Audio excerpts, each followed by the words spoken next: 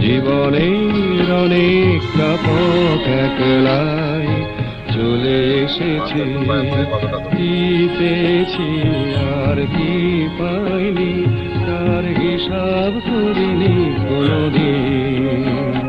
শুধু চলার পথে দেখা দৃশ্যগুলো স্মৃতির ঘরেতে ধরে রেখেছি। জীবনের অনেকটা পথ একলাই চলে এসেছি।